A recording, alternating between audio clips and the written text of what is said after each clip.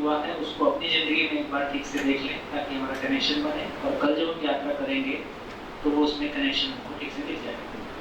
तो पहला तो मेरे को लगता है कि एक बार अपने में बैठ के 5 मिनट के लिए 4.5 भ्रमित यात्रा, जिसको मनोवृत्ति चित्त की बात कह रहे हैं, उसके लिए मेरे मन में क्या क्या क्वेश्चंस हैं, एक बार उसको देखें।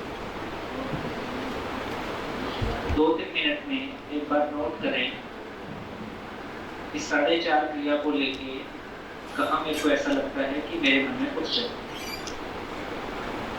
या कहाँ ऐसा लगता है कि ग्रे एरियाज हैं, या कोई चीज़ स्वीकार नहीं हो रही है, या मैं सोचता हूँ तो मेरे को ट्रू नहीं हो पाता है।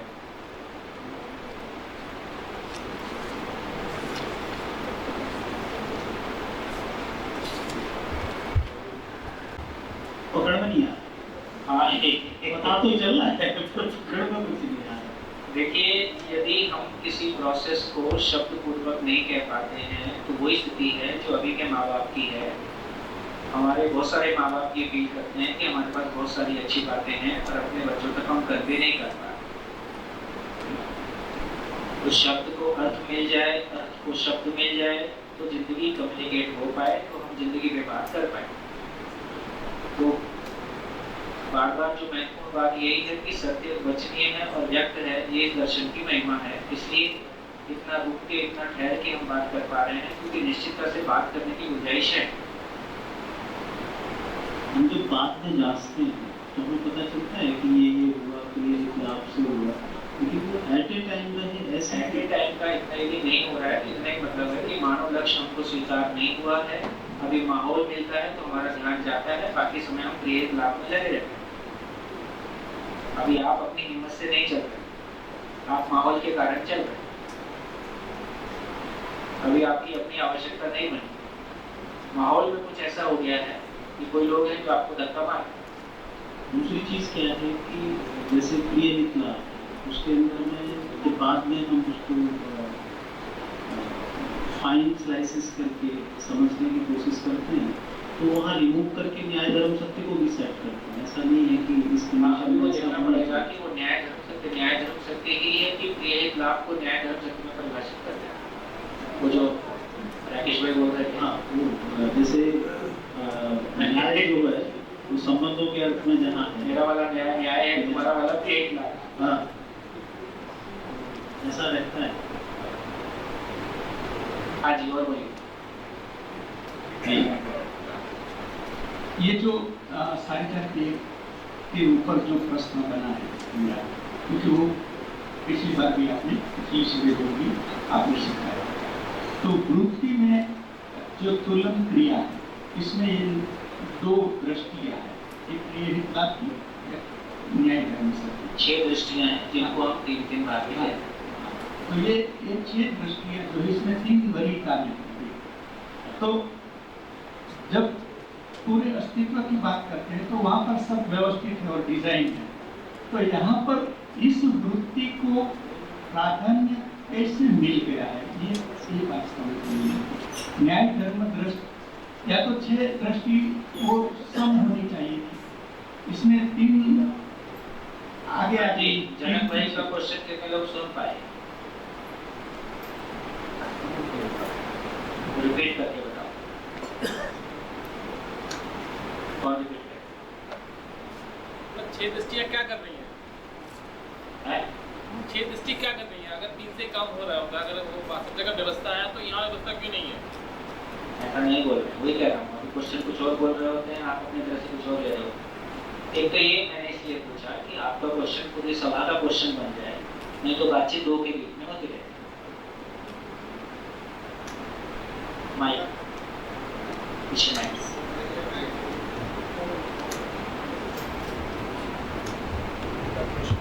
माइक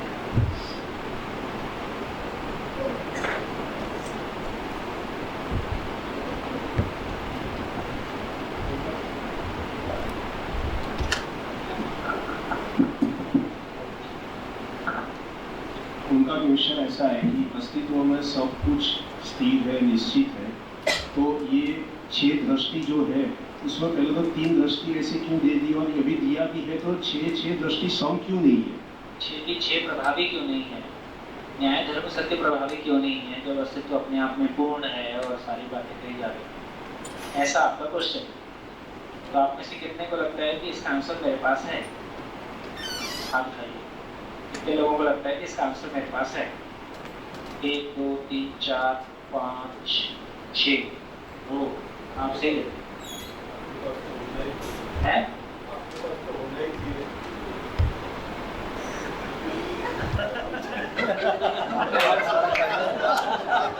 क्या लग रहा है? इसलिए पूछा कि मेरे पास नहीं।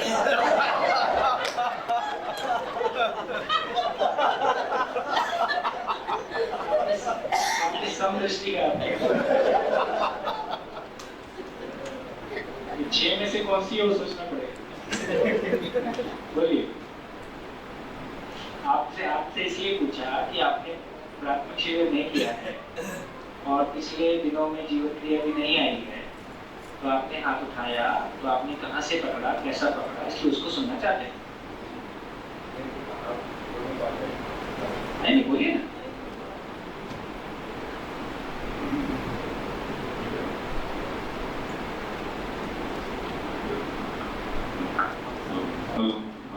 जीवन क्रिया में अभी तो मैंने यही से ही सब बढ़िया पकड़ा है कि इसमें जो बल का जो प्रकार है, मन, वृत्ति, चित्त, बुद्धि एंड आत्मा, वो किस तरह से एक दूसरे के ऊपर प्रभावित है और वर्क करते हैं। और मन है तो मन या किसको दर्शनात्मक प्रवृत्ति से देख सकता है? नहीं, इनका क्वेश्चन बहुत क्लियर था कि टोटल 6 दृष्टियां हैं। हाँ, उसमें से प्रियहित लाभ है, न्याय धर्म सत्य है। हाँ, अभी प्रियहित लाभ प्रभावी है, न्याय धर्म सत्य अपेक्षा रूप में है। हाँ, तो यदि मानव इस सृष्टि अपने आप में पूर्ण है तो मानव में न्याय धर्म सत्य वरीयता में क्यों नहीं है? ऐसा आपका क्वेश्चन। मुझे बढ़िया। हाँ जी।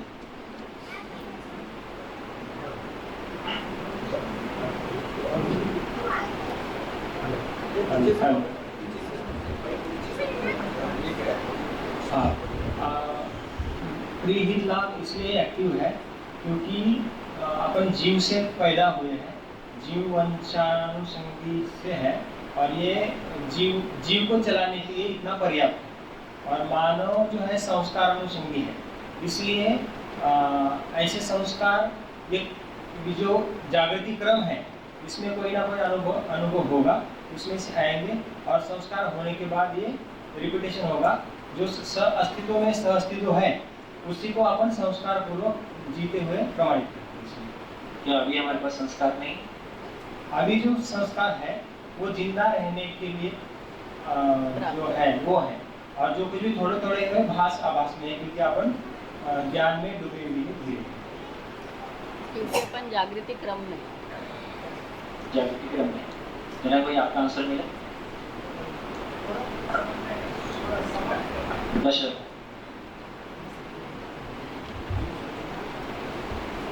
ये प्रियहित लाभ है वो शरीर बनाए रखने के लिए एकदम पहले जरूरी बात है। तो शरीर बनाने के मतलब वो अर्थ में मैं उसको समझ रहा हूँ।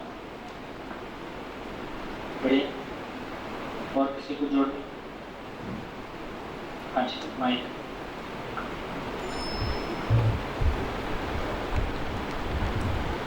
प्रिय जो है वो भ्रमित होने की वजह से प्रिय दृष्टि है, मीन्स कि जो अच्छा होता नहीं है लेकिन अच्छा लगता है वो पहली दृष्टि है। तो उसकी वजह से वो खुद का ही भ्रमित होने की, खुद का नुकसान करने की उसमें संभावना रहती है। दूसरी जो दृष्टि हित है वो शरीर के लिए अच्छी है, तो उसमें प्रिय समाया हुआ है, इसलिए वो हित दृष्टि होगी तो प्रिय तो उसके साथ आ ही जाता है। ऐसा कहाँ जरूरी? आपको डायबिटिक है और आपको लगता है कि आपको मीठा नहीं खाना है, ये बिल्कुल प्रिय नहीं है, लेकिन हित दृष्टि प्रभावी हो गई तो आप अपने आप को मेंटेन करते हैं, लेकिन प्रिय तो नहीं लगता। हित दृष्टि होने से वो प्रिय की थोड़ी दृष्टि बदल जाती है, उसकी नियंत्रित हो जाता है। तो प्रिय जो होता है तो हित नहीं होता है तो प्रिय ही प्रभावी होता है, हित प्रभावी होने से प्रिय में गुणात्मक परिवर्तन आ जाता है। प्रिय उसमें नियंत्रित है। तो गुरु हित है वो प्रिय से गुरु है, इसलिए और प्रिय लघु है। उसी तरह से लाभ है तो उसमें ये प्रिय और हित दोनों समाये रहते हैं हित दृष्टि में, तो थोड़ा विजन बढ़ जाता है। प्रिय दृष्टि में, लाभ दृष्टि में प्रिय और हित दोनों समाये हैं। मैंने ये सब पढ़ा था ये बाबा के आर्टिकल में, गुरु में। संदर्भ कुछ और होगा, लेकिन वो संदर्भ क्या है उसको तो मेरा कहने का मतलब ये था इनके आंसर में कि विजन थोड़ा एक्सपांड होता जाता है। उसी तरह से लाभ से जो न्याय है थोड़ी बड़ी दृष्टि है, न्याय से धर्म बड़ी दृष्टि है, तो धर्म से सत्य बड़ी दृष्टि है। तो जितनी दृष्टि बड़ी होगी उतना वो जागरूक ज्यादा होगा। हाँ, फिर यदि इसको ऐसे ही लिखना होगा तो फिर लिखना होगा, देखिए मीन्स अकेले सत्य से चल सकता है उनके आंसर में। तो विकसित विकास क्रम के रूप में ये 6 दृष्टियां लिखी है। ऐसा मेरा एक जीवन क्रियाकलाप करके बाबा का आर्टिकल मैंने पढ़ा था उससे मेरा जी। उसमें स्थूल रूप में देखें तो ऐसा भी है कि मानव सुख धर्मी है, तो जो शरीर में जो इंद्रियों है उससे सुख का भास सबसे पहले होता है। तो ये जो प्रिय हित लाभ है वहाँ से वो इंद्रियों से, क्योंकि मन जो है सबसे पहले वो शरीर के साथ कनेक्ट होता है, तो वहाँ से इंद्रियों से उनको सुख का पता चलता है, लेकिन वो क्षणिक है। और न्याय धर्म सत्य जो है वहाँ से उनको पता चलता है कि ये निरंतर है, तो उसके लिए भी ये जरूरी है। ऐसा मेरी समझ है। तो इंद्रियों की महिमा में हमने एक बात कही, संवेदनशीलता की जो महिमा है वो इस अर्थ में है कि शरीर को बनाए रखना, नए शरीर मल्टीप्लाई करना और सुख का परिचय हमसे होना, और इसमें सुख की निरंतरता नहीं है, इसलिए पूर्ण सुख की तलाश के लिए ज्ञान की तलाश की ओर जाना, इतना सारा महिमा संवेदनशीलता है। तो संवेदना शब्द को परिभाषित भी किया है कि पूर्णता के अर्थ में वेदना, कि वो उसमें सुख है लेकिन निरंतरता नहीं है। ये जो निरंतरता नहीं है यही वेदना है और यही पूर्णता की ओर इशारा। मेरा तो ऐसा ध्यान जा रहा था कि वाणी जो है वो शिक्षा अनुसंधी संस्कार। क्वेश्चन ये है कि अस्तित्व से न्याय धर्म की निरंतरता क्यों है, तो स्वाभाविक हो जाना चाहिए। लेकिन चूंकि ये कल्पनाशील है, धर्म स्वतंत्रता है, उस तरह की शिक्षा उपलब्ध ना होने, तो कल्पनाशीलता में हमने जितना पहचाना हुआ है उतने में जी रहे हैं। कल्पनाशीलता में जीने के स्वरूप को पहचान लेंगे तो न्याय धर्म सत्य को भी जी लेंगे। तो हम अपनी इवोल्यूशन की जर्नी में है, तो इस प्लेनेट पे बड़ी संख्या अधिकांश संख्या अभी स्वयं को शरीर मानते हुए, कल्पनाशीलता शरीर के साथ तदाकार है, स्वयं को शरीर मानते हुए कितने में जीने का प्रयास कर रहे हैं। इसलिए प्रिय लाभ की दृष्टि। हाँ जी, बढ़िया हो गई। और कुछ ऐसा को ध्यान में आते कोई चीज? हाँ, ये जीव चेतना में जीता हुआ मानव या भ्रमित अवस्था में या कल्पनाशीलता की अस्पष्ट गति में 4.5 क्रियाएं सक्रिय रहती हैं, और 4.5 क्रिया में प्रिय तो लाभ ही रहता है, न्यायधर्म सत्य की दृष्टि रहती नहीं है। तो इस वजह से जी, तो यदि हम दृष्टियों की बात करेंगे तो देखिए मैं लिख इसलिए रहा हूँ ताकि एक बार आपका ध्यान चला जाए और हम लगातार इस बात पे बने रहें कि अभी मेरी दृष्टि क्या है ना। अभी मैं ये प्रिय दृष्टि से सोचा, लाभ दृष्टि से सोचा, हित दृष्टि से सोचा, तो यदि मेरे को अपने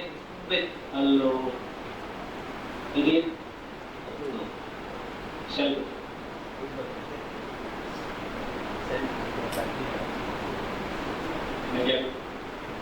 या तो प्रमाण मानोगे। हेलो हाँ जी, दृष्टि की बात करेंगे तो प्रिय, हित, लाभ, न्याय, धर्म और सत्य।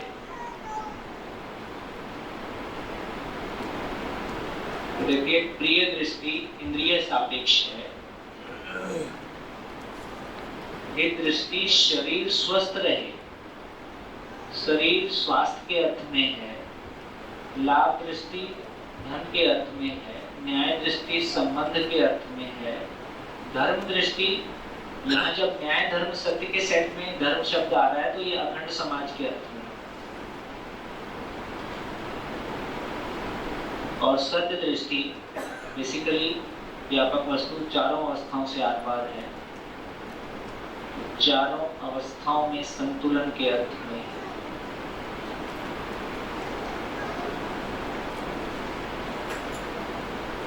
तो इस तरीके से हम 6 दृष्टियों की बात करते हैं।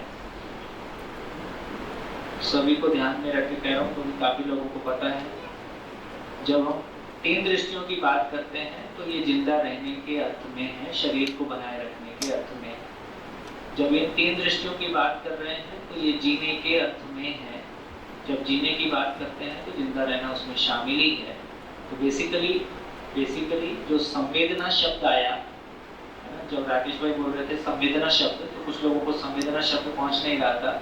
तो संवेदना का मतलब है कि शब्द, स्पर्श, रूप, रस, गंध से जो शरीर में घट रहा है, मैं उसको जिस तरह से स्वीकार करता हूँ, अनुकूलता प्रतिकूलता के रूप में, उसका नाम संवेदना है। कोई चीज मैंने खाई, मेरे को स्वाद लगा, कोई चीज मैंने खाया, मेरे को कड़वा लगा, तो कड़वा एक प्रकार की संवेदना है, मीठा एक प्रकार की संवेदना है। किसी को देखने से मेरे को बहुत अच्छा लगा, है ना, वो एक प्रकार की संवेदना है। किसी को देख के मेरे को खराब लगा, वो दूसरे प्रकार की संवेदना है। तो बेसिकली संवेदना का मतलब है ना, शरीर और शरीर से जुड़े हुए जितने प्रभाव। मन किसके साथ में जुड़ा है? मन क्या चीज का दृष्टा है? मन शरीर का दृष्टा है और शरीर के सारे क्रियाकलाप का दृष्टा है। तो मन कार्य व्यवहार का दृष्टा है, शरीर का दृष्टा है। तो शरीर में जो कुछ घट रहा है, शरीर के द्वारा जो कुछ घट रहा है, उस सब का दृष्टा मन है। तो जो कुछ भी हो रहा है उसको मैं कैसे, मुझ तक वो सूचना अनुकूलता और प्रतिकूलता के रूप में आई। इसलिए सही अर्थों में जब हम शरीर की बात कर रहे हैं तो अनुकूलता प्रतिकूलता को ही सुख दुख मानते हैं। सेवा ध्यान में शरीर, अभी हमारी जिंदगी का सारा सुख दुख किस बात का है? अनुकूलता प्रतिकूलता को हम सुख दुख बोलते हैं। मेरे बेटे का जहाँ एडमिशन होना था हो गया तो अनुकूलता है, नहीं हुआ तो प्रतिकूलता है। जहाँ शादी होनी थी वहाँ शादी हो गई तो अनुकूलता हो गई। शादी में जो सामान देना था वो जुटा लिया तो अनुकूलता हो गई। लोग मेरा सम्मान करते हैं तो अनुकूलता हो गई, है ना। अभी हमारी सारी दुनिया अनुकूलता प्रतिकूलता की दुनिया है। कोई मेरे को अप्रिशिएट कर देता है तो ये मेरे को अनुकूलता है, अच्छा लगना और अच्छा ना लगने की दुनिया है हमारी। बढ़िया। इस बात में हमारा ध्यान किस बात पे चला जाए?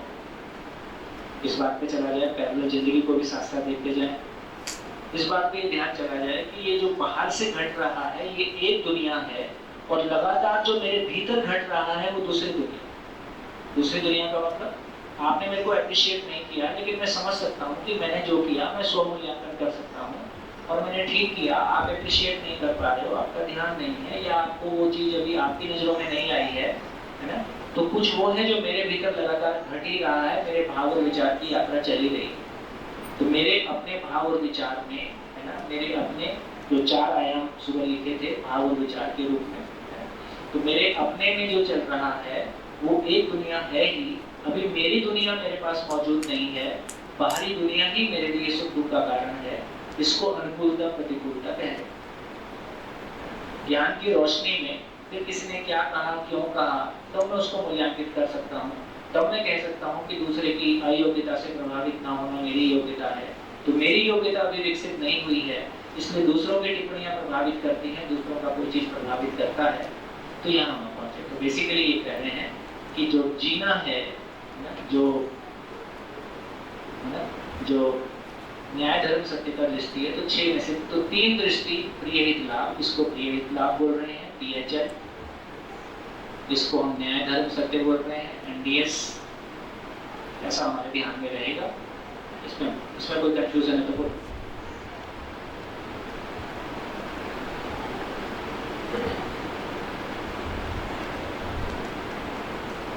आगे चलो। एक ये बात हो, एक दूसरी बात ये कर लेते हैं कि बेसिकली जब आस्वादन पे बात हो रही थी, फिर से वो पिक्चर बना देता हूँ ताकि ध्यान में रहेगा। आस्वादन 3 प्रकार का है। कौन कौन सा? बोलते जाओ। रुचि मूलक, मूल्य मूलक, लक्ष्य मूलक। जब रुचि मूलक की बात कर रहे हैं तो इंद्रियों की बात कर रहे हैं, मूल्य मूलक की बात कर रहे हैं तो मूल्य की बात कर रहे हैं, भाव की बात कर रहे हैं, संबंध की बात कर रहे हैं और लक्ष्य की बात कर रहे हैं, तो क्या पाना है इसकी बात कर रहे हैं। बेसिकली जब मैं स्वयं को शरीर मानता हूँ, PHL में जीता हूँ, PHL में जीता हूँ, और जब मैं अपने आप को मानव के रूप में पहचानता हूँ, तो दोनों में कैसे मेरा आस्वादन बदल जाता है उसको हमने परिचय शिविरों में देखा है। एक बार अब आज आप उसको अच्छे से कहेंगे। तो बेसिकली जब मैं शरीर मान के जीता हूँ तो सबसे अधिक कौन? प्रिय दृष्टि। और धन किस बात के लिए? प्रिय के लिए। को शरीर मान के धन प्रिय में ही समझता है ना? शरीर को स्वस्थ क्यों रखना है? प्रिय के लिए, ताकि भोग के लिए वो समर्थ बना रहे। तो प्रिय के लिए ही धन, प्रिय के लिए ही शरीर, है ना, और हमारी दुनिया प्रिय के लिए रहती है। तो यदि सही अर्थों में देखें, जो दो बात बोल रहे थे, अनुभव मूर्ति, हेलो, तो मेरी गलती बताते ये मानने के आप हमारा इंस्ट्रूमेंट ठीक नहीं है। हेलो, मैं और क्या करूँ इसमें?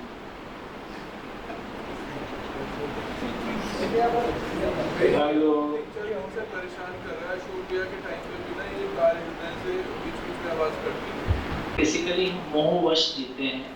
पाने की बात करेंगे तो जैसा आज सुबह चर्चा हुई, जितनी सुबह चर्चा हुई है मैं केवल उसको बोर्ड पे जाता हूँ, ठीक है, ताकि आपके ध्यान में वो चित्रण स्थिर हो जाए और उस पर जब बात करेंगे तो वो आपकी क्लैरिटी में आ जाए कि यहाँ क्या बात।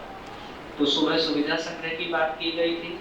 दूसरा मॉडल भी बताया था कि भक्ति और विरक्ति। विरक्ति की बात करेंगे।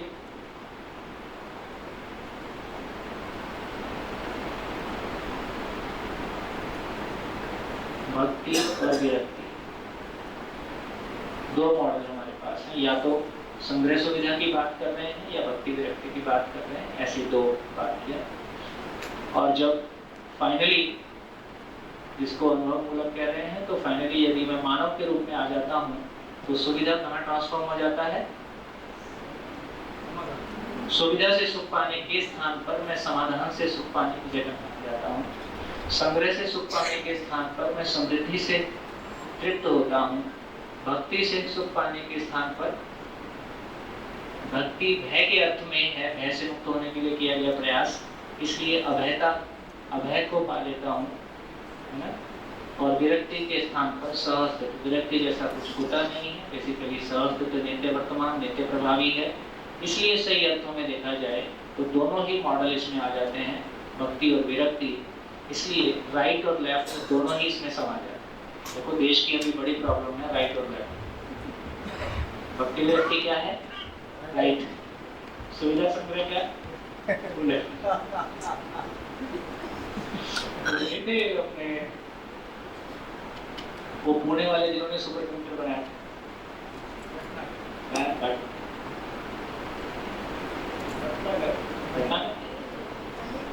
उसका नाम नहीं था, बाबा से संपर्क में रहे। तो दिल्ली में त्यागराज स्टेडियम में हम लोग शिविर कर रहे थे, वो स्पेशली देखने उनको बना दिया गया था वो यूनिवर्सिटी का वाइस चांसलर नालंदा। तो नालंदा के वो वाइस चांसलर हो गए और उनका प्रभार उनके पास था जब दिल्ली में हमने शिविर किए। तो बड़ा अच्छा लगा वो आए। तो बोले यार यहाँ तो बहुत अच्छा काम हो पा रहा है, हमारे यहाँ तो कुछ हो नहीं पा रहा है। क्यों नहीं हो पा रहा है? बोले यार राइट और लेफ्ट का इतना झंझट है, उसमें कुछ भी काम करते नहीं होता है। मैं उनको बोला सर कम से कम एक खुशी की बात ये है कि अस्तित्व लेफ्ट और राइट नहीं,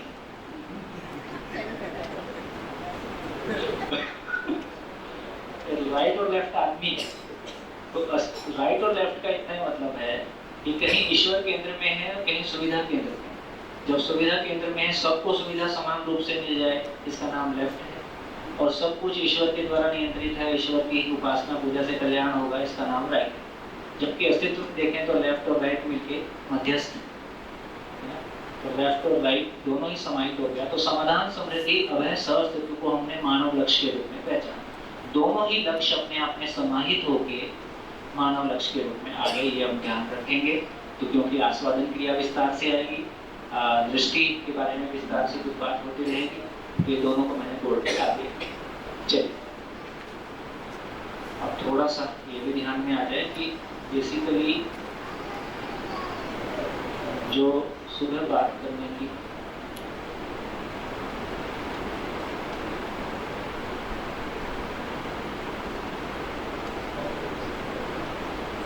इसको बोल रहे हैं 4.5 क्रिया, क्योंकि इसमें तुलन आधा है। तुलन आधा है मतलब प्रिय लाभ 6 में से हम केवल 3 पे काम कर रहे हैं, केवल शरीर को बनाए रखने के अर्थ में है और सुविधाओं को बनाए रखने के अर्थ में, इसलिए आधे की बात कर रहे हैं। चलो यहाँ तक की बात। अब कोई और बात?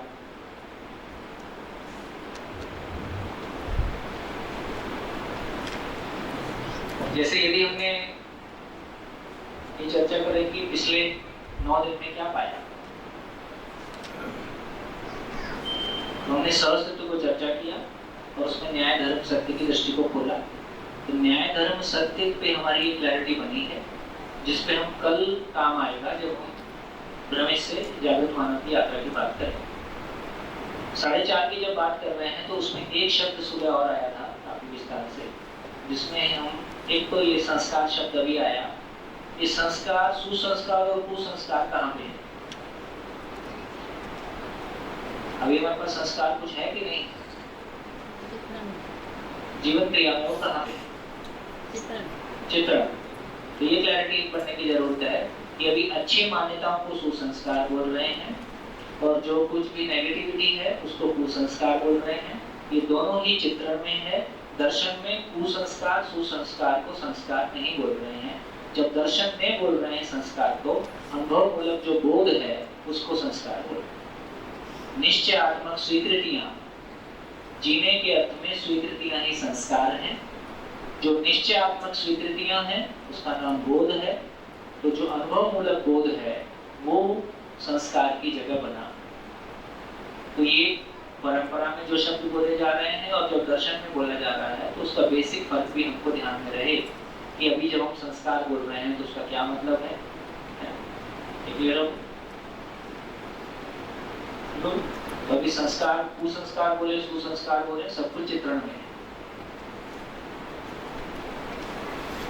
दर्शन में जब संस्कार शब्द का प्रयोग हो रहा है तो वो अनुभव मूलक बोध है। बढ़िया। हाँ जी। आशा और इच्छा, ठीक है, ठीक है। तो एक तो अपनी बात हो रही थी कि 4.5 क्रिया में और क्या क्या क्वेश्चन है। एक क्वेश्चन ये है कि आशा और इच्छा में क्या भेद है, कौन बताएगा? आशा और इच्छा में क्या भेद?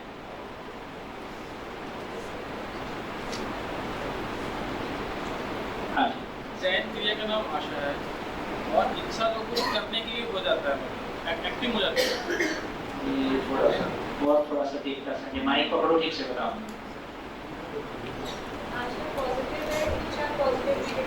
आशा पॉजिटिव है, इच्छा पॉजिटिव नेगेटिव दोनों हो सकते हैं। अच्छा, ये भी सही सही। हाँ जी। आशा सुख के लिए है और इच्छा सुख के प्रति जो कुछ भी आपने मन में सेट हुआ है वो है। हाँ जी। और कोई? आशा और अपेक्षा, आशा और इच्छा। आशा के अंदर में आस्वादन और चयन दोनों आते हैं। इनमें आस्वादन मतलब सुख लेना किसी भी चीज़ का, और चयन करना मतलब चुनना। जहाँ चुनना और सुख लेने की बात है वो आशा की कॉलम में जाती है। और जो इच्छा है उसमें चित्रण है। चित्रण दो तरफ से है, एक तो जो स्थूल रूप से बन रहा है वो है, और एक जो अनुमान पूर्वक बन रहा है वो है। तो एक तो कॉलम ये आता है, दूसरा कॉलम है चिंतन। मतलब किसी भी चीज़ पर मनन पूर्वक, विचार पूर्वक, बाद में मतलब कोई विचार है उस पर मनन पूर्वक उसका चित्रण बना, वो इच्छा वाले कॉलम में जाता है। आशा है वो पूर्णता की होती है। हाँ जी। इच्छा है वो आचरण। कितने लोगों को लग रहा है ये मेरे लिए एकदम कंफ्यूजिंग है? आप बताइए, कितने लोगों को लग रहा है कि ये मेरे लिए एकदम कंफ्यूजिंग है? गुड। हाँ गुड। हाँ जी। किसको लग रहा है कि हाँ मेरी क्लैरिटी है? बोलिए। आशा भी जैसे मानव में सुख की आशा होती है और मैं कैसे सुखी होऊंगा वो भी इच्छा।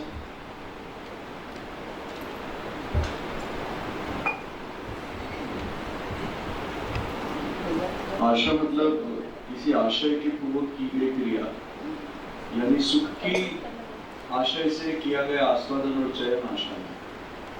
सुख की आशा से सुखापेक्ष से किया गया आस्वादन और चयन आशा। आशा और इच्छा, और इच्छा जो है उसमें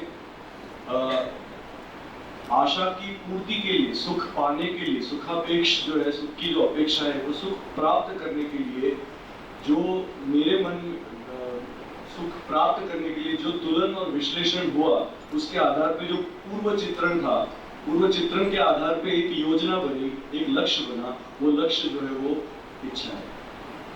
बढ़िया, ये कुछ थोड़ा सा नजदीक आए।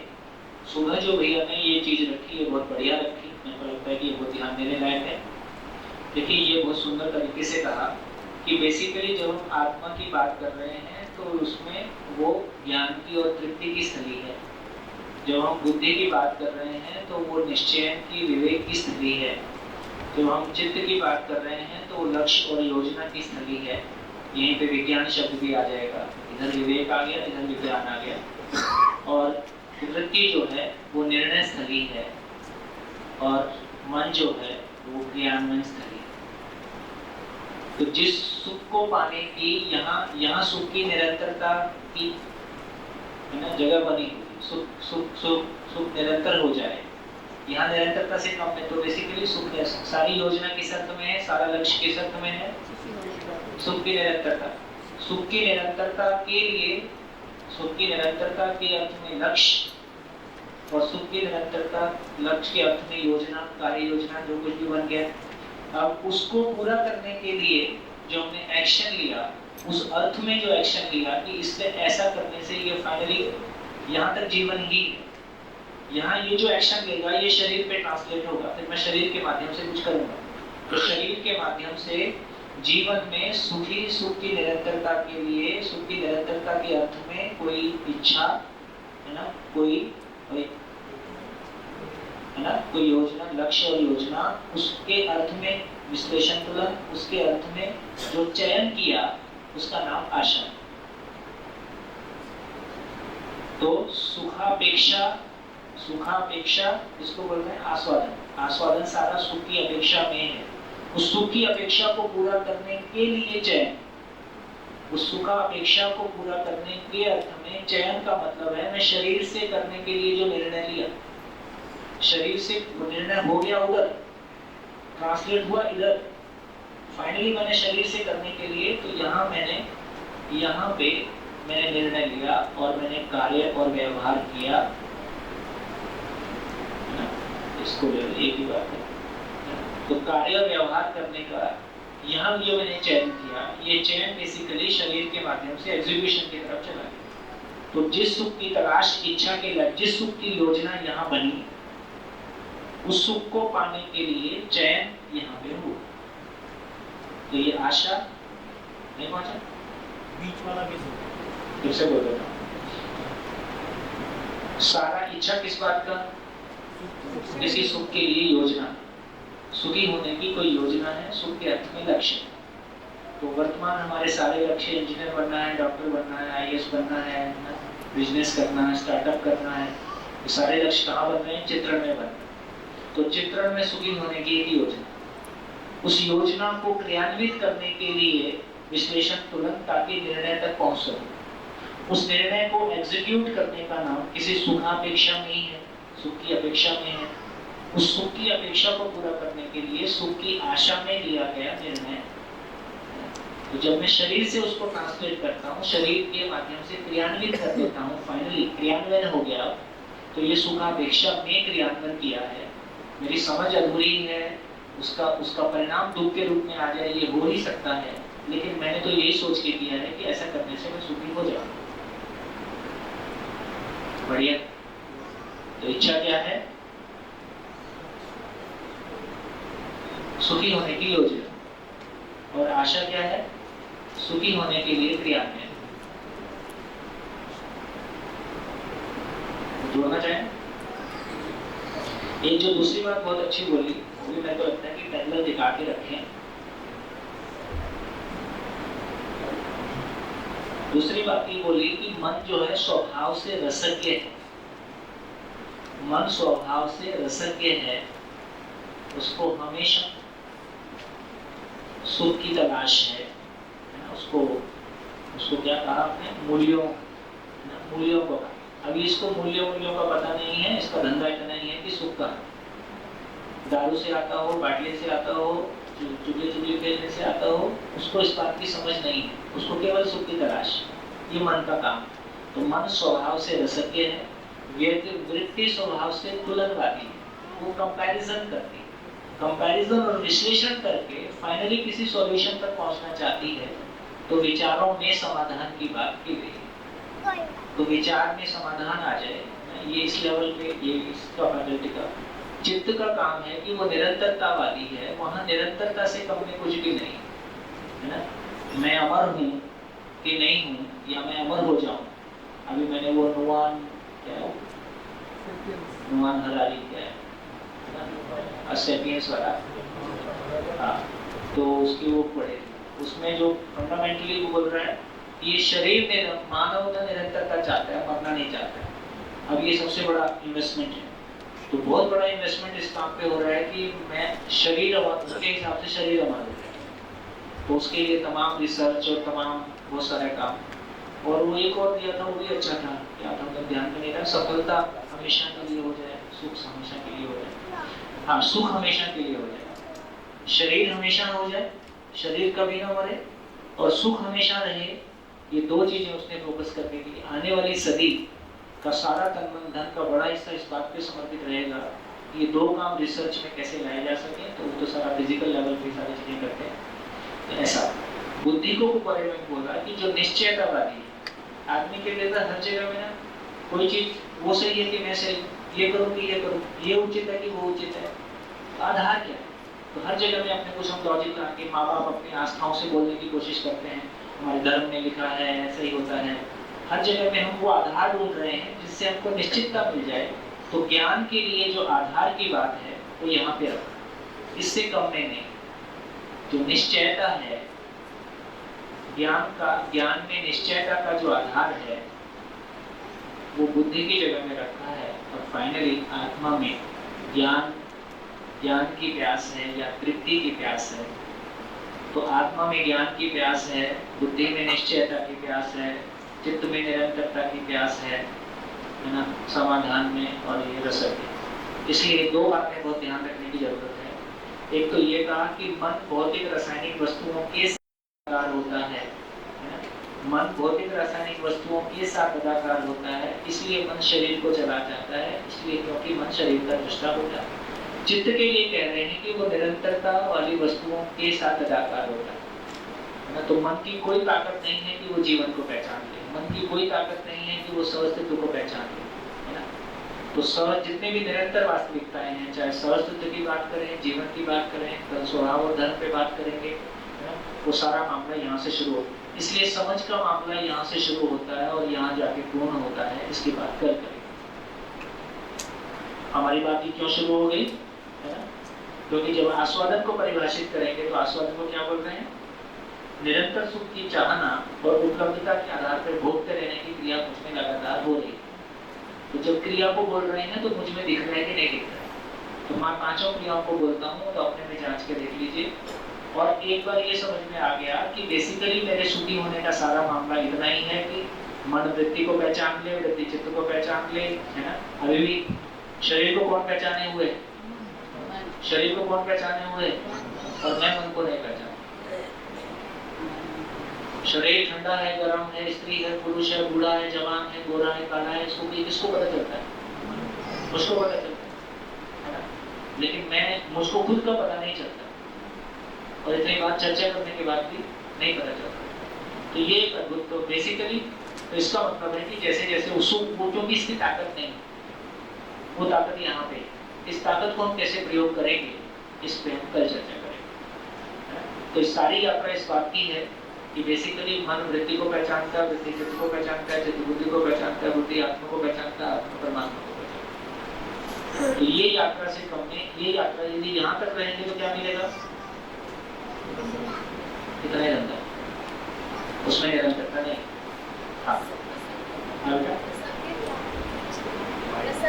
रसल के रस मैंगो जूस, पाटली मूल्य जूस है। फिर 9 मूल्य परंपरा में कहे गए थे, वो खतरनाक वाले मूल्य हैं क्या? रौद्र रस, वीर रस, रौद्र रस, करुण रस, विकल रस, विभत्स रस, शांत। इसलिए आदमी नागराज ने कहा कि विभत्स रस नहीं होता, रौद्र रस नहीं होता। इसलिए मानव में उन रसों को हटा के 6 रस को लाए, वीरता, वीरता, उदारता, दया, कृपा, करुणा। मानव में जब रस की बात करेंगे तो वीरता, वीरता, उदारता, दया, कृपा, करुणा रूपी रस या जितने मूल्य हैं उनको रस को लेंगे। तो रस की बात जब करेंगे तो मानव जीवन मतलब मन क्या चाहता है? मन मैंगो जूस भी चाहता है, रुचि मूलक आस्वादन, वो मूल्य मूलक भी चाहता है, संबंध का भी रस चाहता है और लक्ष्य का भी रस चाहता है। रस का मतलब है सुखा आस्वाद, सुखा आस्वाद, सुख का आस्वाद, रस। हाँ, और मन शरीर का दृष्टा है, ये समझ पाता हूँ। वृत्ति मन का दृष्टा है, ये मैं समझ नहीं पाता, उसके ऊपर का भी समझ नहीं पाता। कोई बात, बहुत बढ़िया। कम से कम ये समझ पाए कि नहीं समझ पाए? ये तो समझ पाए, और ये भी कम उपलब्धि थोड़ी है। इसी को जो मैंने वो पहले लाइन में देखिए, ये मैंने कुछ लाइनें संवाद 1 से शायद निकाला होगा। तो ये कुछ मैंने ऐसा नोटिस किया कि हम शिविरों में बोलते बहुत कुछ हैं।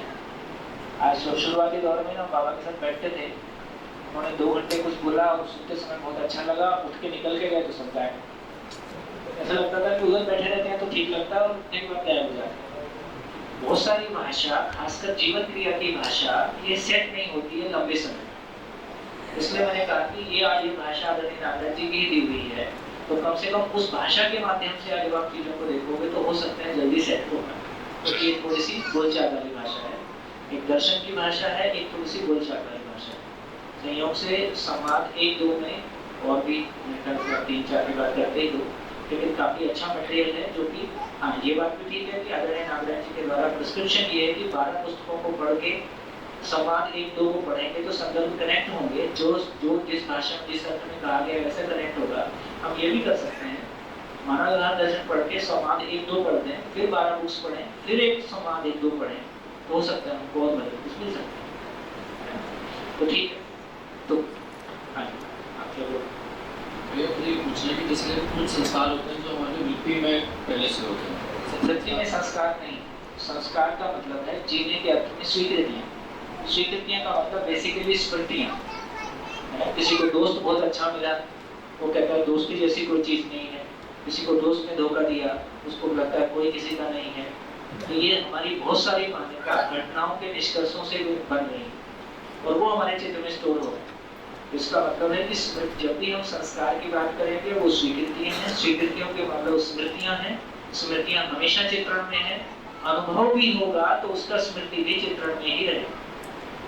तो ये जैसे चित्रण में वो स्टोर हो गया, ठीक है।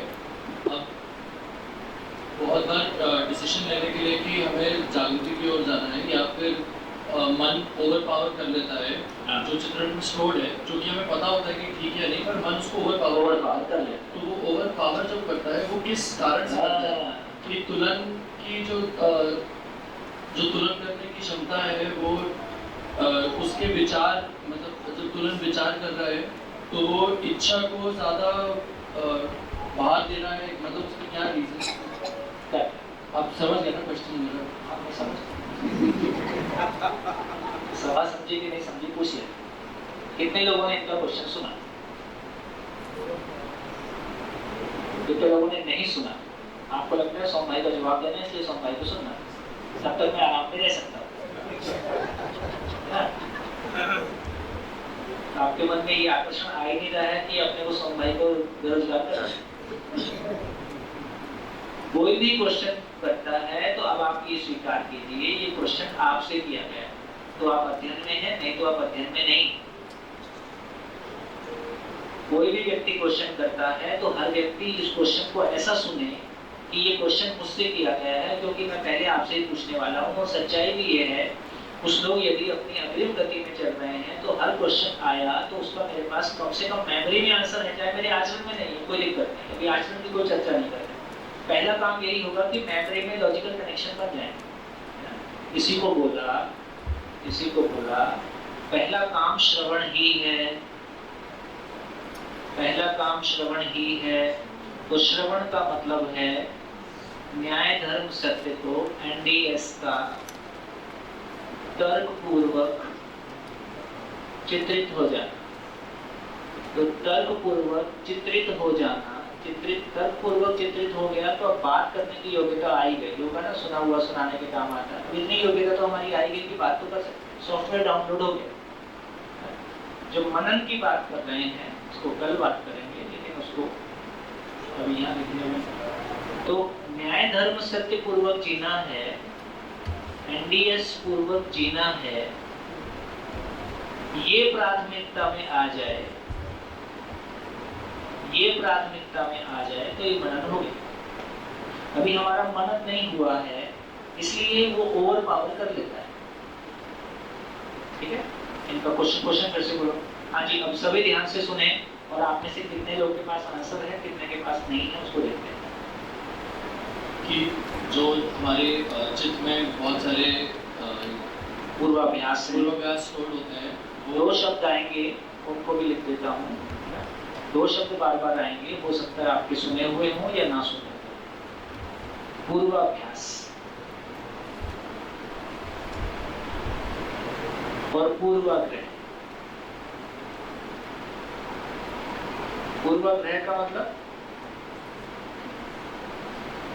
पूर्वाग्रह का मतलब पूर्व के आग्रह, पूर्व के आग्रह, आग्रह मतलब मान्यता। हाँ जी, ब्लू पेन अच्छा नहीं है, कोई दूसरा हो तो दे दो। नहीं, मैं तो नहीं आए थे, मैं नहीं। कोई बात। पूर्वाग्रह का मतलब मान्यता है। मैं हिंदू हूँ, मैं पुरुष हूँ, मैं बूढ़ा हूँ, जवान हूँ, अमीर हूँ, गरीब हूँ, है ना। तो जितने भी मान्यताएं हैं, ये सारा काम इसमें चला। तो जितनी भी कंडीशनिंग है, जितनी भी मान्यताएं हैं, मान्यताएं वाला भाग यहाँ चला गया। और जितना भी इंद्रियों को भोग के जो भी कुछ हमारी आदतें, आदत वाला पार्ट बेसिकली उधर चला गया।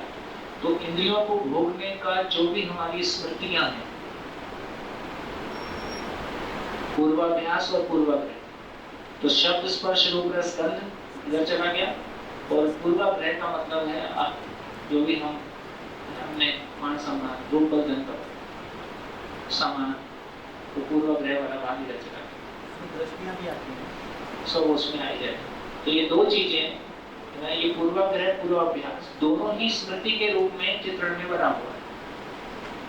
जिन चित्रणों से मैंने सुख पाया, रूप का एक तरह का चित्रण हो सकता है, बल का, धन का, पद का, है ना, अपनी आस्थाओं का, जो भी चित्रण मैंने किया है वो तमाम चित्रण मान्यताएं, बहुत लोग को देवी आती है, उसमें से अधिकांश लोग केवल एक्टिंग कर रहे हैं, ऐसा भी हो सकता है, क्योंकि ऐसा करने से उसको इम्पोर्टेंस मिलता है। तो ये भी एक मान्यता है। ऐसे तो सम्मान नहीं मिलेगा, लेकिन ये सब करने से सम्मान मिलेगा।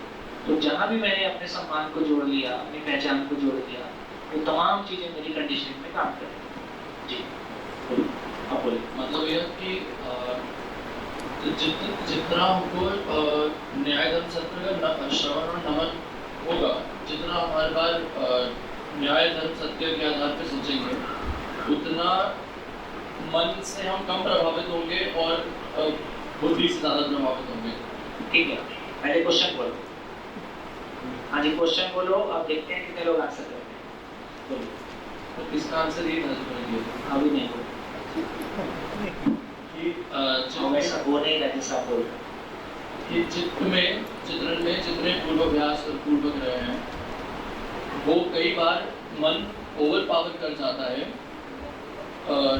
जो कि हमें पता होता है कि वो सही क्या है गलत क्या है, लेकिन फिर भी मन ओवर पावर कर जाता है उसको। उसका तुलन जब करता है, जब कंपैरिजन करता है वृत्ति में, तब भी वो ऊपर की जगह नीचे चला जाता है, वापस मन में चला जाता है, बुद्धि में जाने की जगह। ये सूचना ऐसे वैसे ही ही होता है। होगी कि ये ठीक नहीं है, ठीक नहीं है। कोई व्यवहार, कोई भोग, है ना, कोई आदत बार बार होने के बावजूद भी रिपीटेडली हो रहा है और वो मुझसे हैंडल नहीं हो रहा है, फिर भी मन ओवर पावर कर जाता है। हाँ जी, ऐसा मन ओवर पावर क्यों करता है? हाँ जी, कौन बोलेगा? हाँ जी, एक माइक पीछे दे। हाँ जी। ये शिविर की शुरुआत के पहले दिन जो बात हुई थी, उसमें आपने बताया था कि हमने एक नालिया खोद रखी, कुछ खोद रखी, ये प्रिय ही अध्यास, उसको आज दर्शन की भाषा में राकेश भाई ने कहा कि अध्यास की रेखा है। ये इसी तरह ये इसमें हमारी जो ओवर पावर होने की बात है वो वहीं से जी पीछे कहना चाहिए। हाँ, पहले आपको दो उसके बाद सुनाएं। हेलो, यहाँ पे हमने जो चीज हमें किसी ने बताई है, उसकी सहमति है, उसकी स्वीकृति नहीं है। स्वीकृति क्यों नहीं? स्वीकृति अगर होगी और वो, तो फिर हम उसको मना नहीं करते, मतलब फिर तो वो क्यों नहीं कोई स्वीकृति? आप मान तो रहे हो कि ये ठीक नहीं है, भाई ये मानते हुए कि चुगली चुगली करना अच्छी बात नहीं है, फिर भी कर ही देते हैं जब मौका लगता है। तो अंदर अभी बैठा नहीं है, उसको हमने अपने क्या अंदर नहीं ही बैठा, कहाँ नहीं बैठा है, क्या नहीं बैठा? ठीक है, अभी इसका आंसर आपको चाहिए। हाँ।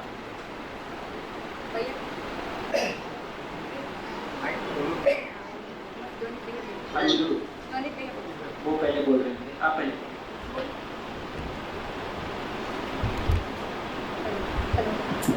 हेलो, हाँ, तो ये एक तरह से समझने के लिए तो इजी है कि जैसे गाड़ी हम चलाते हैं और जैसे जॉब पे मैं जाती हूँ और अभी सुबह में 7 बजे निकलूँगी तो मेरी गाड़ी उसी ओर जाएगी। अब पॉइंट ऑफ मतलब 1 सेकंड के लिए भी अगर मेरा ध्यान इधर से इधर गया तो फिर वो डीरूट हो जाती है। तो ये जो डीरूट वाली जो है, इसी को यहाँ कनेक्ट करते हैं कि ये जो चित्रण में जो है ना, वो आगे की अवस्था वाले मतलब 4 विषय से जो हैंडल होने वाली बात ही है कि जो आहार, निद्रा, भय, मैथुन से, क्योंकि वो हम जीवावस्था से ज्ञान अवस्था में आए हैं, तो फिर वही अभ्यास जो आपने ऊपर लिखा है, मतलब जीवावस्था में आए हैं, ज्ञानावस्था से में आए हैं कि नहीं आए हैं, ये कोई इतनी बड़ी गलती नहीं है, तो प्रकृति से घटना है। गैप ये है कि ज्ञानावस्था को चलाते हुए ज्ञानावस्था में है, इसका पता नहीं। हाँ, तो जीने वाली कोई भी हमारे चित्रण में है ही नहीं। जीने वाली चीज हमारे चित्रण में खाली जिंदा रहने वाली ही मतलब वही है। तो यहाँ से 2 शब्द और इंट्रोड्यूस करता हूँ। देखो, अभिनव ने कहा कि ध्यान थोड़ा सा हट जाता है। तो एक बात तो ये कि जब हमने इस बात को शुरू किया, जीवन क्रिया को शुरू किया, कुछ बातें आधार में कहने की कोशिश की कि हम जीवन को पहचानते हैं। तो बेसिकली मैं शरीर नहीं हूँ, मैं जीवन हूँ, है ना। जब तक ये बहुत जितना क्लियरली ये पहचान में आएगा, उतना जीवन क्रिया पहचान में आएगा, जितना जीवन क्रिया पहचान में आएगा उतना वो पहचान में आएगा। ये साथ साथ ही चलता है, एक ही बात है। इसका मतलब है कि हम जब भी कुछ बोलते हैं तो क्या बोलते हैं? आंख से देखो बोलते हैं कि ध्यान से देखो बोलते हैं? काम ठीक से रखो कि ध्यान से चलो बोलते हैं? ध्यान से, तो ध्यान से बोलो, ध्यान से सुनो, ध्यान से बोलो, ध्यान से चखो, ध्यान से चलो, ध्यान से रहो, ध्यान रखना, है ना। ये ध्यान शब्द सब कुछ ध्यान ही कर रहा है शरीर, और ध्यान चूका, किसी भी चीज में आपका ध्यान चूका, चाहे खाना बनाते समय चूका, चाहे कोई भी काम बोलते समय चूका, तो उतनी देर के लिए आपका शब्द हो गया, उतनी देर के लिए आपका कोई गलती हो गई। मतलब शरीर से कुछ भी करते हुए जो भी कुछ कर रहे हैं, यदि उसमें ध्यान बना हुआ नहीं है, तो उसमें परफेक्शन लूज हो जाता है। तो इसका ही समझना है कि बेसिकली तो शरीर से कुछ, शरीर को कौन चला रहा है? तो शरीर को चलाने वाली चीज ध्यान है। ध्यान से करो, ध्यान से बोलो, ध्यान से चखो। तो ध्यान पे ध्यान देंगे, ये ध्यान को एक बार हमारी समझ में आ जाए इसको हम बनाए रखेंगे। तो दो शब्द और हैं जिन पे हम ध्यान देंगे, एकाग्रता और ध्यान।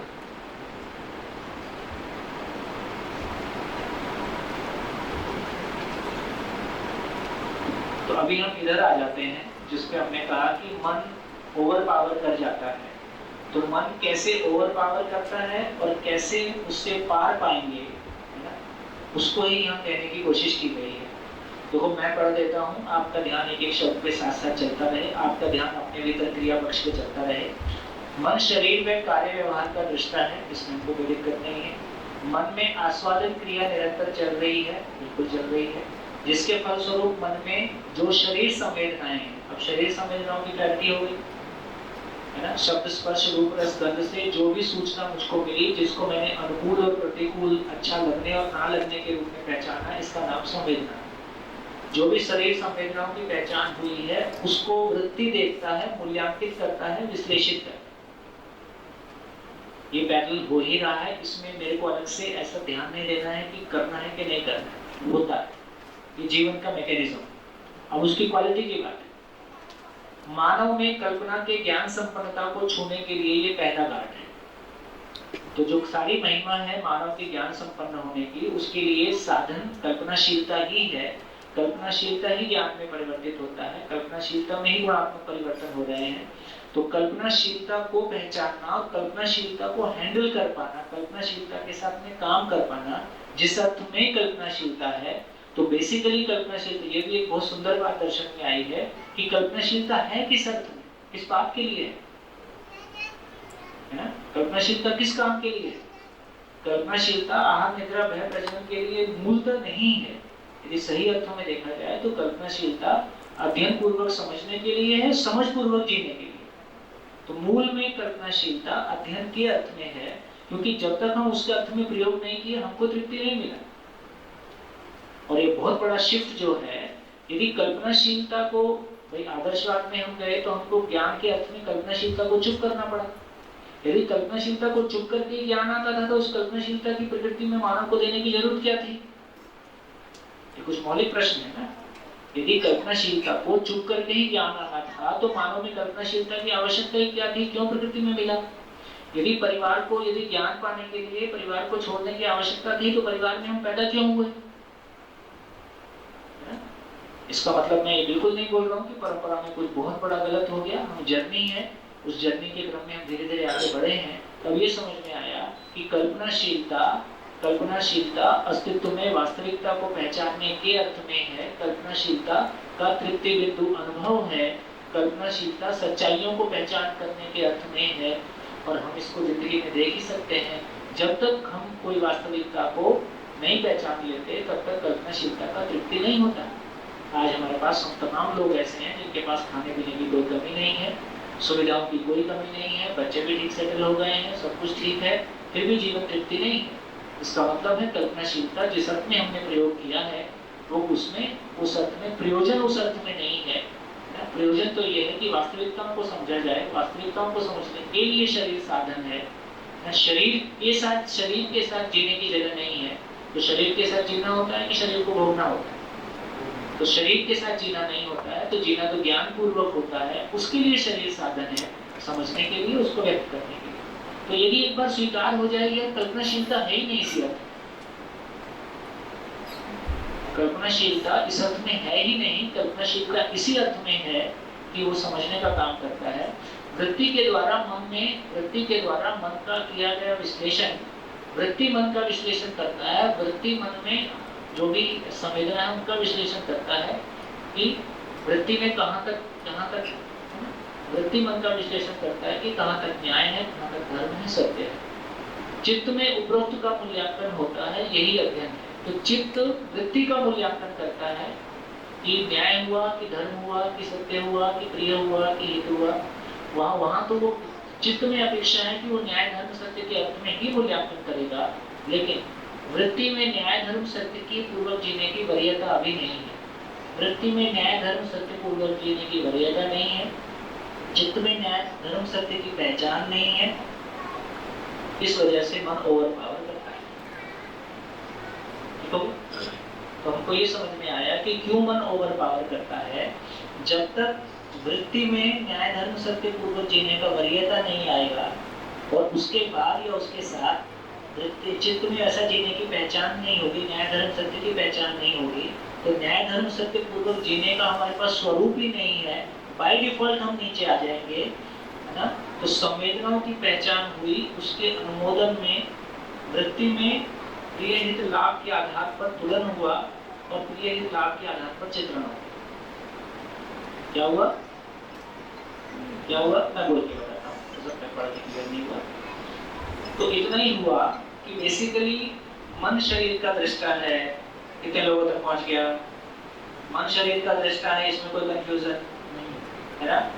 सारे कार्य व्यवहार से, जैसे आपको व्यवहार करते हैं, व्यवहार करने के बाद तुरंत कैसा लगता है? अच्छा लगा, खराब लगा, है ना। आप कुछ अपना क्वेश्चन करते हो, आप कुछ मंच पे बोलते हो, आप कुछ प्रस्तुति करते हो, तुरंत कैसा होता है ना। कई बार आपको लगता है कि गैप हो गया, ठीक नहीं रहा, जैसा मैं बोलना चाहता था वैसा नहीं बोल पाया। इसका मतलब है कि मन में जो आस्वादन की अपेक्षा है वो अपेक्षा पूरा नहीं हुआ। तो बेसिकली मन के बारे में कहा गया कि मानव मन 3 प्रकार से सुखी होता है, रुचि मूलक, मूल्य मूलक और लक्ष्य मूलक।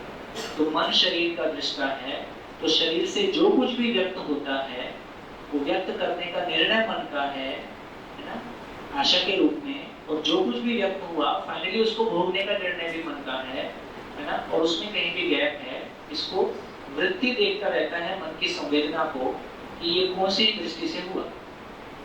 तो वृत्ति तय करता है कि कौन सी दृष्टि से हुआ। चित्त वृत्ति को देखता रहता है कि न्याय हुआ कि नहीं, धर्म हुआ कि नहीं, सत्य हुआ कि नहीं। गैप कहाँ रह गया? वृत्ति में न्याय धर्म सत्य का वरीयता नहीं है, अभी मनन नहीं हुआ है। चित्त में न्याय धर्म सत्य की पहचान नहीं है, तो क्या होगा?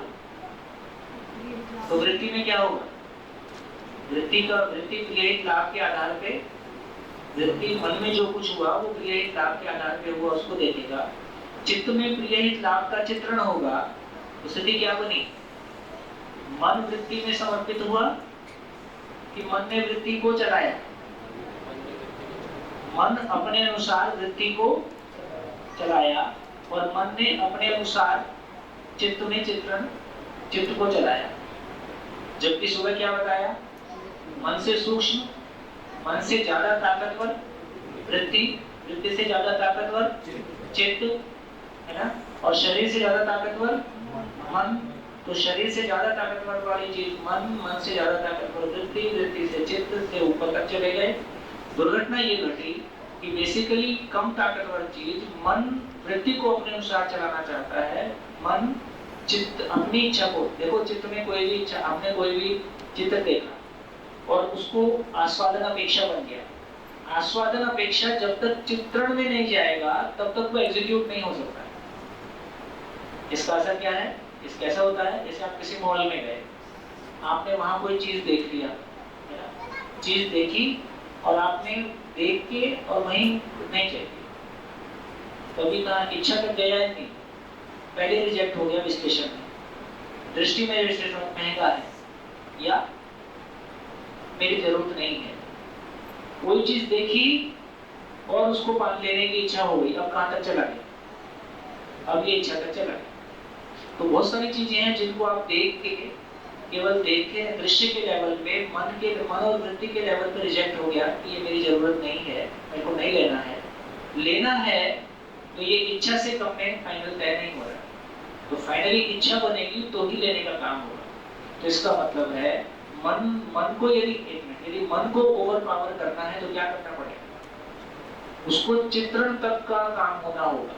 तो जो मन में शरीर की संवेदना, मन में जो शरीर से संवेदना हुआ, उस संवेदना से सुखी होने की अपेक्षा, उसके अनुरूप वृत्ति में तुलन, उसके अनुरूप चित्रण में चित्रण बन गया। अब वो वापस एग्जीक्यूट हो गया, उसको पाने के लिए कार्यक्रम शुरू हो गया। ठीक है, अब क्या क्या ओवररूल हो गया? यहाँ वृत्ति में जो अपेक्षा थी न्याय धर्म सत्य की, वो मैंने ओवररूल कर दिया। मैं चित्रण में चला गया चित्रण में जो चित्त में स्थिति थी कि वो न्यायपूर्वक धर्मपूर्वक सत्यपूर्वक हुआ कि नहीं हुआ, वो भी ओवर रूल हो गया। मन में सुखी होने का दबाव है, तो मैं कहां से ऑपरेट हो गया? मैं मन से ऑपरेट हो गया। ऐसा देखो, ऐसा जब मैं मन से ऑपरेट हुआ तो मन के नीचे शरीर लिख देते हैं, मन के नीचे शरीर लिख देते हैं, और बोर्ड और लिखने की जगह नहीं है, चौथे बोर्ड की जरूरत है भाई। और लिखाऊंगा इसको बहुत बढ़िया दर्शन में मैं जो अभी पढ़ के सुना रहा हूँ, इसका सुनाने का आशय इतना ही है कि हमारे ध्यान में ये आ जाएगा कि बुक्स में कितना बढ़िया बढ़िया लिखा गया है, और बुक्स को पढ़े बिना कल्याण नहीं है, शिविरों से कल्याण नहीं होने वाला।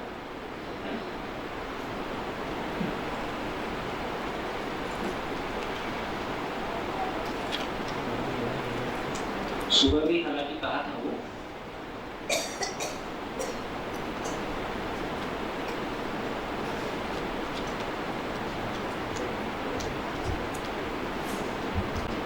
अब क्या हो गया? ये जो मन ने ओवर पावर किया, क्योंकि तुलन अभी कमजोर है, तुलन में न्याय धर्म सत्य का वरीयता नहीं आया है। चित्त साक्षात्कार में हमने न्याय धर्म सत्य को नहीं पहचाना है। तो बेसिकली शरीर की संवेदना से मन प्रभावित हुआ, मन में सुखापेक्षा से प्रिय लाभ का चित्रण हुआ, प्रिय लाभ का तुलन हुआ, और प्रिय लाभ का चित्रण हुआ, है ना। और इतने में पूरी, और चित्रण में वो स्थिर हो गया, और उसके अनुसार वो इच्छा एग्जीक्यूट हो गई। इसमें क्या हुआ? इसमें इससे ताकतवर चीज मन से वृत्ति तो सबके अपोजिशन में काम किया, तो कार्य व्यवहार। अब कार्य व्यवहार कैसा होगा? व्यवहार होगा कि नहीं होगा? व्यवहार होगा कि नहीं होगा? अरे व्यवहार होगा कि नहीं होगा? व्यवहार कहाँ से होगा? व्यवहार की कोई क्वालिटी नहीं है हमारे पास। प्रिय हित लाभ में जीते हुए व्यवहार की कोई क्वालिटी नहीं है, केवल हम कार्य ही करेंगे तो व्यवहार तो अतृप्ति में चला गया, तो व्यवहार की तो क्वालिटी ही नहीं। बाकी हमने जो शरीर के साथ किया, उससे जो भी पैसा आया, इंद्रिय सुख आया, उसमें सुख की निरंतरता होगी? उसमें भी नहीं होगी, और कुछ देर बाद अतृप्ति होगी। तो बेसिकली ये सारे प्रयास करते हुए जो सुबह बात हो रही थी कि इतनी बार ये कर लिया, इससे इतना ही हो सकता है, इससे ज्यादा नहीं हो सकता है, मैं बदल के देख सकता हूँ, क्वांटिटी बढ़ा के देख सकता हूँ, ये सबसे मन और शरीर के बीच में जो असंतुलन है उसको बोल रहे हैं कि कार्य व्यवहार में क्षोभ से असमृद्धि और अभाव का प्रसव है। कार्य व्यवहार सफल होगा ऐसे में कि नहीं होगा?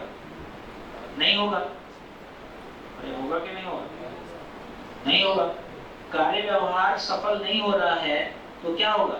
कार्य व्यवहार में जो क्षोभ हुआ उससे असमृद्धि और अभाव का प्रसरण है।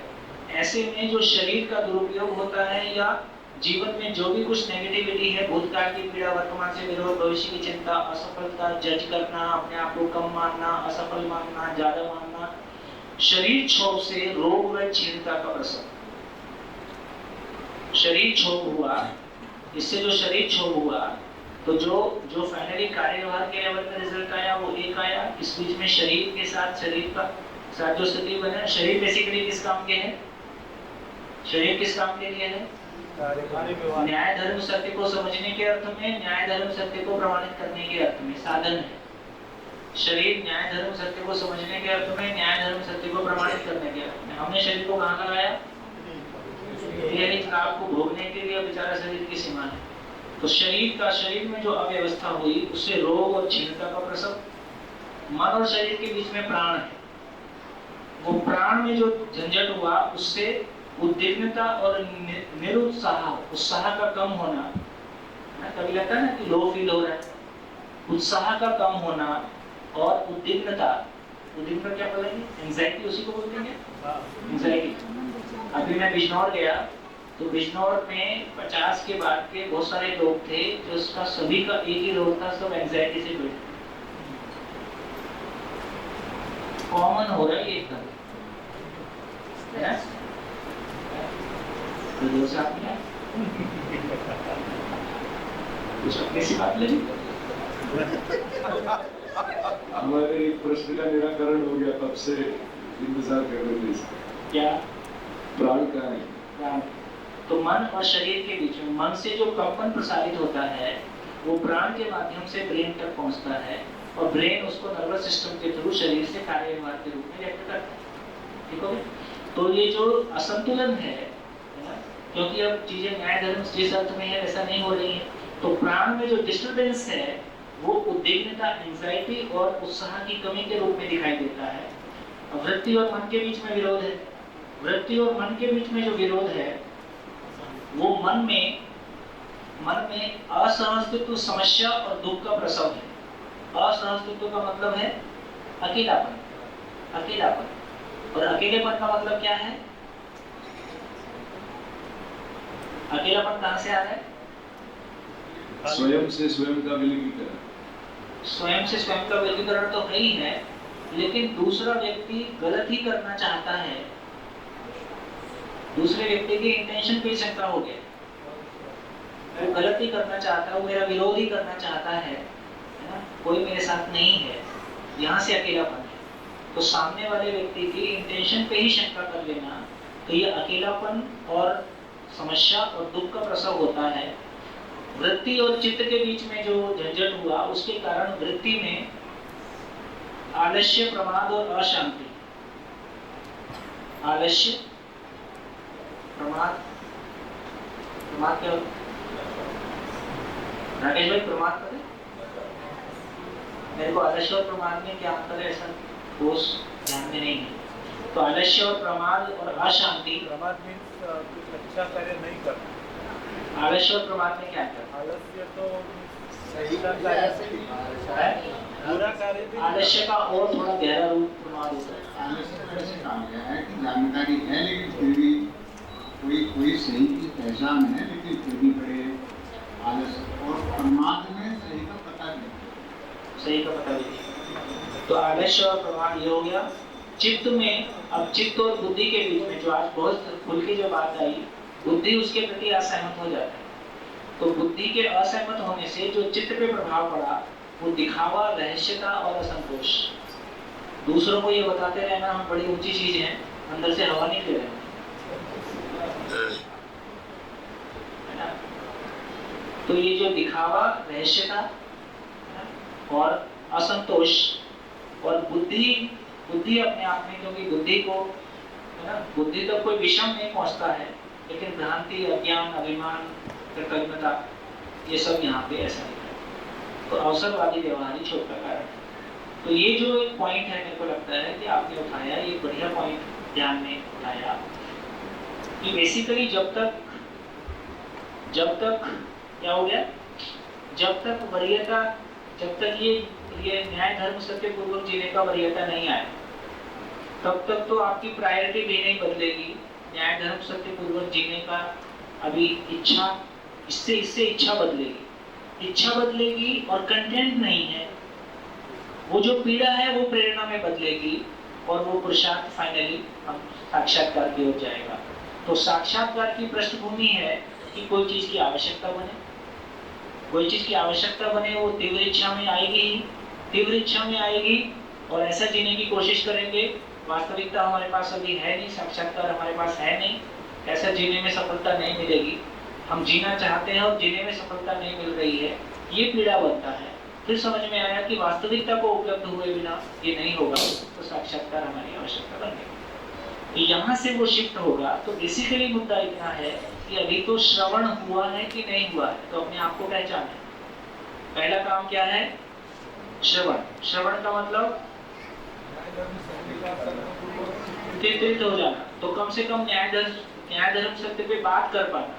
तो न्याय धर्म सत्य पे बात करने की हैसियत बन गई है, इसका मतलब है कि श्रवण हुआ, ठीक है, या होना शुरू हो गया है, किसी अच्छी स्थिति में आ गए हैं। लेकिन अभी हमारी वरीयता में नहीं, धंधा वही पुराना चल रहा है। तो ठीक है, अभी वरीयता में नहीं है, धीरे से वरीयता में कैसे आएगा उसकी बात करेंगे। लेकिन ये बात को हमने पकड़ा कि मन कैसे ओवर पावर होता है और उसकी वजह से तमाम तांडव कैसे दिखाई देता है। तो कार्य व्यवहार में क्या दिखाई दिया, शरीर में क्या दिखाई दिया, प्राण पे क्या दिखाई दिया, मन पे, वृत्ति पे, चित्त पे, बुद्धि पे। तो तमाम चीजें, तमाम समस्याएं केवल एक ही बात है ये हमारा जीने का स्वरूप अस्तित्व में जैसा है और मैं उसका इंटीग्रल पार्ट हूँ, मैं वैसा नहीं जी रहा हूँ। अपने मान के मैं कुछ जीना चाह रहा हूँ, मेरे मानने से सृष्टि चलती नहीं। तो मेरी कल्पना को अस्तित्व के अनुरूप होना है कि अस्तित्व को मेरे अनुसार होना है? मेरी कल्पना को अस्तित्व के अनुरूप होना है। इसी का नाम न्याय धर्म सत्य के साथ साक्षात। बड़े मैं सोच रहा हूँ कि जब लौट के आए तो आपका काम चालू हो जाए, तो 2 मिनट में इसको पूरा कर दो। इस तरह वृत्ति प्रिय हित लाभ दृष्टियों से मन का दृष्टा बना रहता है। ये क्या हो गया? 4.5 क्रिया में वृत्ति मन का दृष्टा है, लेकिन दृष्टा में हैसियत कितनी है? प्रिय हित लाभ का दृष्टा है, क्योंकि न्याय धर्म सत्य की प्रायोरिटी में अपेक्षा में बना रहता है। तो सुबह भैया ने बात कहा कि हम न्याय धर्म सत्य को भी प्रिय हित लाभ में डिफाइन कर लेते। वस्तु का समान बंटवारा हो गया, न्याय हो गया। तुमने मेरे को कुछ बोला था, मैंने वापस तुमको बोल दिया, अब न्याय हो गया। इसका मतलब है कि हमने न्याय धर्म सत्य को भी प्रिय हित लाभ में सेट कर लिया है, लेकिन वो बेसिकली न्याय धर्म सत्य नहीं है। तो वृत्ति प्रिय हित लाभ का दृष्टा बना रहता है। चित्त इस बात का दृष्टा होता है कि वृत्ति में क्या तुलन हुआ, यह चित्रण में जाता है। लेकिन जब न्याय धर्म सत्य का चित्रण नहीं है, तो बेसिकली शरीर मूलक जीने में प्रिय हित लाभ का चित्रण शरीर मूलक तक ही जाता है। तो प्रिय हित लाभ का चित्रण में जाता है, उससे आगे उसकी गति नहीं है, तो उतने में ही काम चलता रहेगा। बुद्धि और आत्मा ऐसे चित्रणों को अस्वीकारता है तथा तटस्थ बना देता है।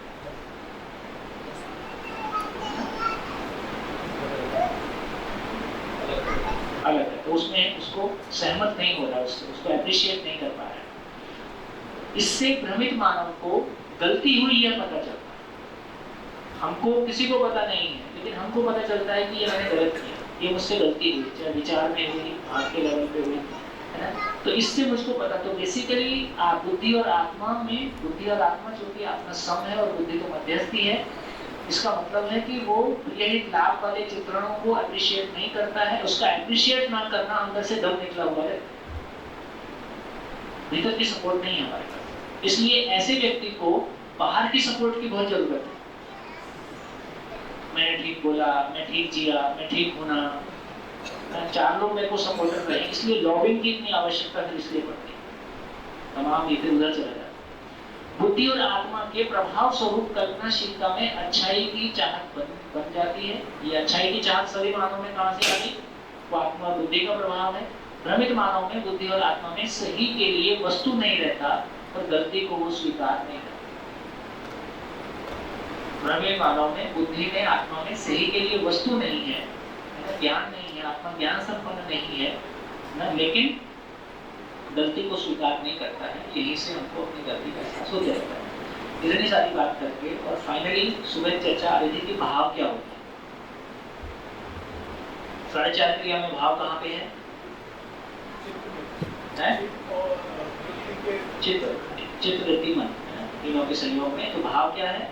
मैंने आपको अपना भाई जैसा माना है, आपको पति जैसा माना है, किसी को कुछ माना है, इसको जमीन को अपना माना है।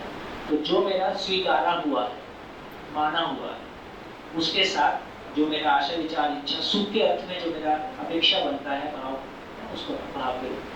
तो प्रिय हित लाभ के स्तर पर जो हमारा भाव है वो बेसिकली जीने के अर्थ में नहीं है, जीने के स्वरूप, न्याय धर्म सत्य के स्वरूप में नहीं है, प्रिय हित लाभ के स्वरूप में है। उससे जिंदा रहना पड़ता है। मेरे को लगता है कि जितनी बातें मैंने नोटिस की थी मैं लगभग आपके साथ शेयर कर दिया।